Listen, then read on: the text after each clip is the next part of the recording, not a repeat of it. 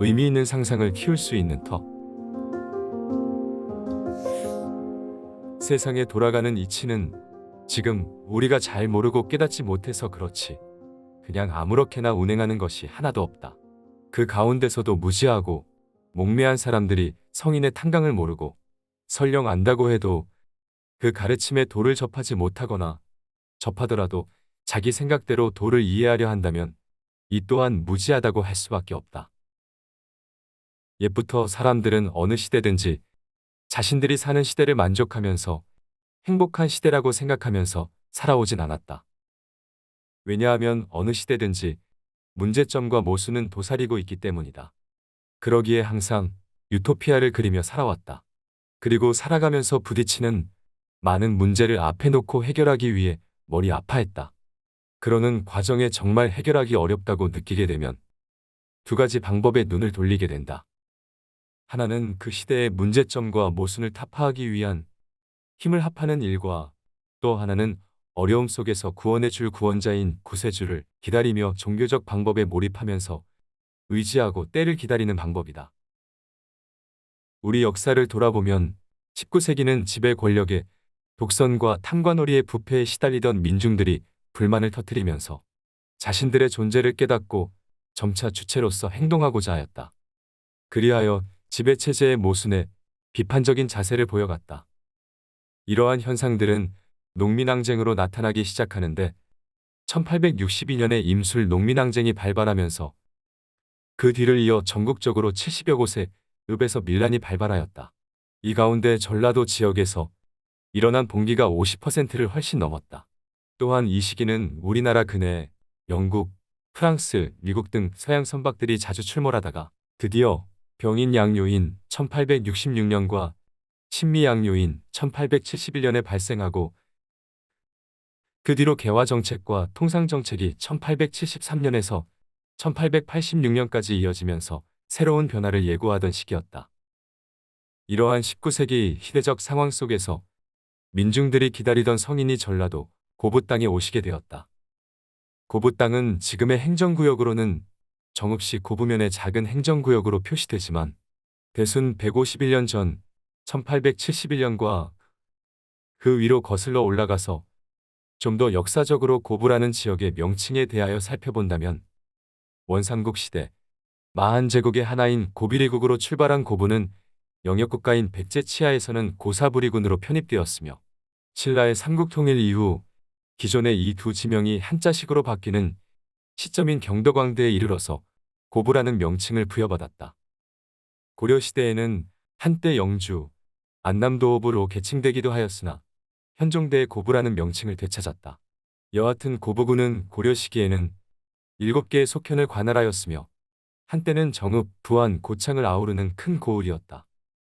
한자로 되어 있는 고부라는 지역명의 뜻을 살펴보면 특히 부의 의미를 자세히 살펴본다면 클 부로 쓰면서 부성조민이라 하여 백성의 행복을 크게 이룬다는 의미가 있으며 첫 발상지 태고로부터 크게 융성하다라는 의미도 담고 있다.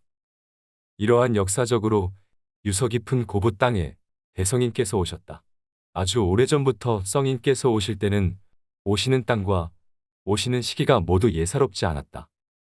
오셔야 할 시대에 오셔야 할 땅에 오셔서 암흑을 걷어내고 희망의 메시지를 보여주어서 인류의 스승임을 드러내게 된다. 오늘 우리는 증산상제께서 이 땅에 탄강하신 의미를 어떻게 보아야 할 것인가? 현대 사회가 안고 있는 문제점과 모순에 어떤 메시지를 주시고 있는 것일까? 현대의 사회는 어떤 사회라고 말할 수 있을까? 지금까지의 사회와 앞으로 다가올 미래의 사회는 어떻게 다를까? 이러한 물음에 현명하게 누가 답해줄 것인가? 단적으로 말해서 지금까지의 사회는 예측 가능한 시대였다면 앞으로의 사회는 예측 불가능한 사회로 접어들고 있다는 것이다. 공부 잘하면 좋은 학교 들어가고 좋은 학교 나오면 좋은 직장 들어가고 좋은 직장 들어가면 좋은 곳으로 결혼하고 등등 모두가 예측이 가능한 속에서 우리는 살아왔다. 물론 여기에서 좋다고 하는 것은 정신적인 것이 아니라 물질적인 것이 바탕이 된 것을 말한다. 그러나 다가오는 시대는 과학 발전도 그렇고 생각지도 않은 전염병도 그렇고 시시각각으로 어떤 상황이 우리 앞에 펼쳐질 것인가에 두려움이 늘 도사리고 있다. 한마디로 어느 것 하나 예측 가능한 것은 없다는 것이다. 평균 수명이 늘어난다고 하지만 모두의 수명이 늘어가는 것은 아니다. 내가 아는 어떤 분은 암 수술을 해서 5년이 지나면서 괜찮다고 하는데도 항상 불안한 마음으로 안과에 가고 심장 전문의를 찾고 이비인후과를 찾고 병원을 순례하다시피 하신다. 항상 불안 속에서 헤어나질 못하고 있다. 하나의 걱정이 지나면 또 다른 걱정을 하고 마치 소나기 내릴 때 비 피한다고 뛰어가는 형국이다. 뛰어가면 비를 미리 맞을 뿐인데 말이다. 결국 현대인들은 마음의 안정을 갖지 못하니 매사가 불안하고 예측할 수 없는 불안감의 두려움을 안고 사는 형국이라고 할 수 있다. 어떻게 하면 예측 불가능한 사회를 살아가는 지혜를 얻을 수 있을까? 아마도 참된 스승을 마음속에 모시고 의지하면서 현재의 문제를 풀어가는 방법이 가장 좋은 길이라고 생각된다. 고전인 맹자에 보면 성인은 100세의 스승이다라고 하였다. 그래서 옛사람들도 참된 스승을 만나고자 부단히 노력하였다. 다행하게도 대순진리회 도인들은 구천상제님을 만나 마음에 모시고 어떤 일을 당하든지 마음의 표준으로 삼고서 살고 있으니 참복을 누리고 있다고 할 수 있을 것 같다. 이번에 상제님의 탄강지가 문화재인 정읍시의 향토유산으로 지정이 되어서 앞으로 상제님의 덕을 널리 펴나가는데 큰 의미가 있다고 사료된다. 탄강하신 집터가 있는 마을 뒷산은 시루봉이라 하는데 탄강하신 터나 마을 뒷산 정도로 이곳을 이해해서는 안 된다. 탄강지가 문화재로 지정되면서 다시 한번 그 의미를 되새겨 볼 필요가 있다. 그곳은 단순한 집터가 아니다. 우리가 외국에 나가면 유명한 문호나 화가, 음악가 등의 생가를 둘러본다. 그리고 그들의 생을 생각하면서 나름대로 삶의 의미를 되새겨 보기도 한다. 그러한 위대한 인물들은 모두가 한 시대의 인물들이다.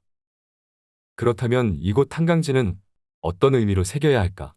단순한 한 시대의 성인이 아니고 과거와 현재와 미래를 관통할 삶의 지혜를 깨닫게 하는 영원한 스승으로 모시는 의미를 새겨볼 필요가 있다.